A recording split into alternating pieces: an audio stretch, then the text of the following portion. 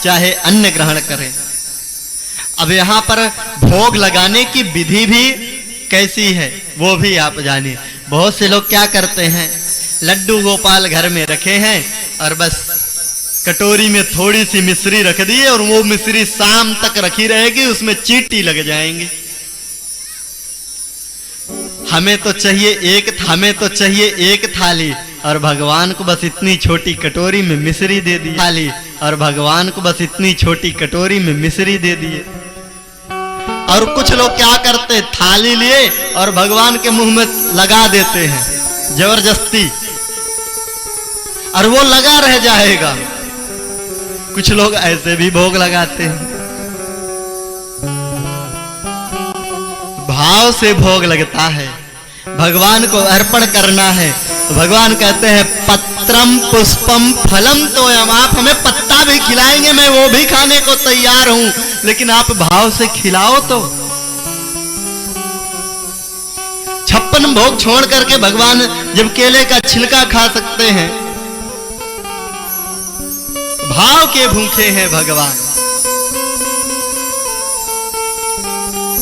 एक संत थे वृंदावन में, एक दिन वह परिक्रमा करने के लिए निकले कि रास्ते में गरम गरम जलेबी छन रही थी। अब संत सोचे कि अगर 10 रुपए जेब में पड़े होते तो आज बिहारी जी के लिए जलेबी लेके जाता बाल भोग में। बाल भोग यानी नाश्ता। तो भगवान के लिए भोग ला रहे हैं क्या, जलेबी। लेकिन अब जेब में 10 रुपए भी नहीं है। अब क्या हो, चल दिए आगे। जब परिक्रमा करके आए बिहारी जी के पास में, देखे वही गरम गरम जलेबी रखी हुई है। तुरंत जो है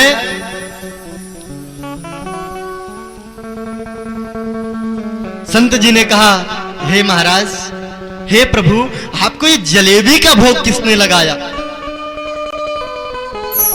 बिहारी जी बोले, अब कितना सरल बनोगे, अब मुझसे क्या क्या छुपाओगे? अरे ये भोग तो तुमने ही लगाया हमें। अरे तुम वहां से स्मरण किए और यहां मुझे प्राप्त हो गया। तो भगवान भाव के भूखे हैं, भगवान को वहीं से भोग मिल गया। जगह जगह लेकर के डोलना अच्छी बात नहीं है। हाँ, हम नाली के ऊपर से जा रहे हैं और भगवान को नाली के ऊपर लेकर के जाते जा रहे हैं। तो भगवान को भाव से भोग लगाना चाहिए।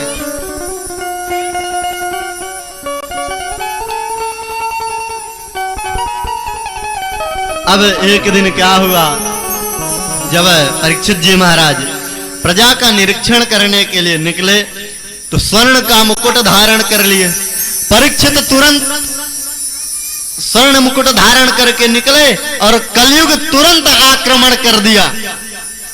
क्यों भैया, अभी आप ही ने तो स्वर्ण में निवास दिया और आप ही स्वर्ण का मुकुट धारण करके अब जा रहे हो, तो पहला आक्रमण आप पे ही किया जाए।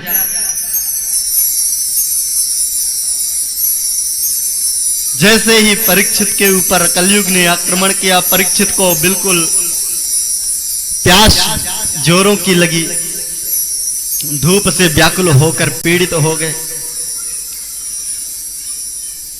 दिग्भ्रमित हो गए। महर्षि समीक की कुटिया पर पहुंच गए। बाहर खड़े होकर के खूब आवाज लगाई, लेकिन अंदर से कोई प्रत्युत्तर नहीं मिला, क्योंकि महाराज समीक ऋषि तो समाधिष्ट में बैठे हैं, समाधि में बैठे हुए हैं।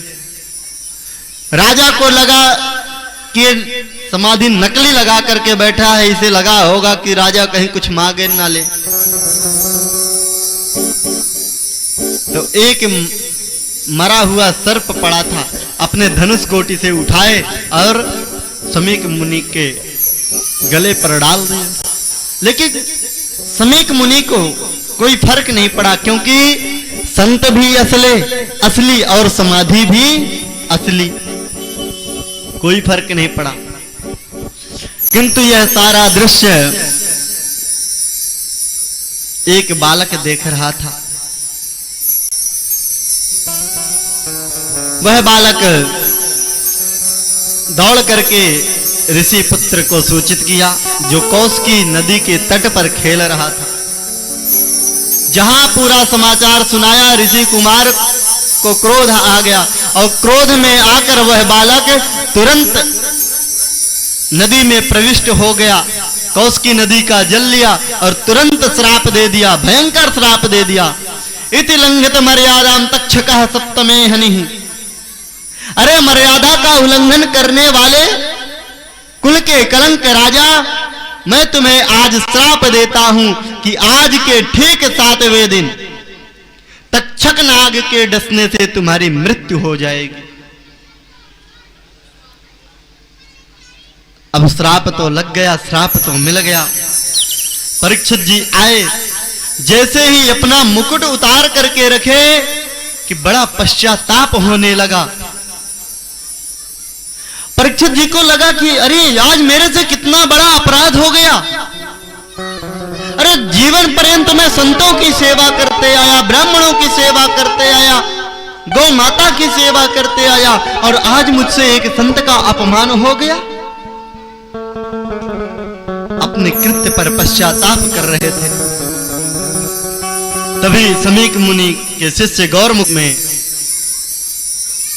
साक्षात भगवान ही मानो आ गए।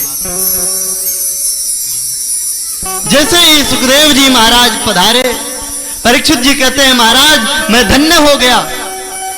म्रियमाण से किम कर्तव्यम। हर मरण धर्मा प्राणी का क्या कर्तव्य है जिसके पास 7 ही दिन है।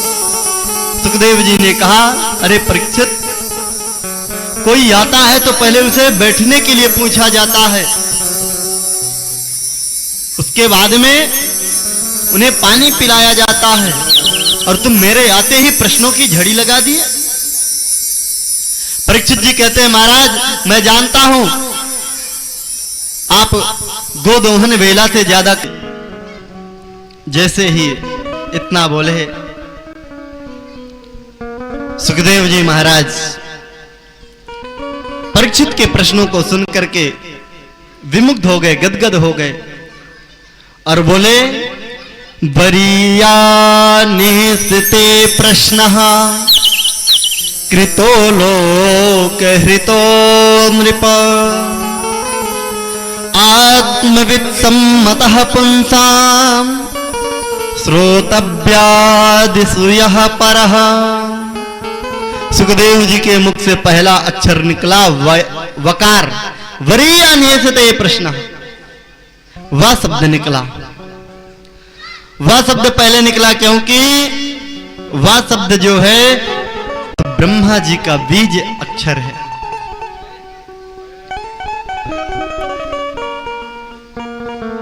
इसीलिए सबसे पहले वह शब्द निकला। सुखदेव बाबा कहते हैं कि हे परीक्षित, यह प्रश्न तुमने केवल अपने ही लिए नहीं बल्कि जगत के लिए प्रश्न किया है, क्योंकि सबके जीवन में केवल 7 ही दिन हैं। 7 ही दिनों में हम जन्म लिए हैं और 7 ही दिनों में हम चले भी जाएंगे। दिन कितने होते हैं? 7 ही दिन तो होते हैं। रविवार, सोमवार, मंगलवार, बुधवार, गुरुवार, शुक्रवार, शनिवार, यही 7 दिन हैं हम सबके जीवन में, और इन्हीं 7 दिनों में हम सबको जाना भी है।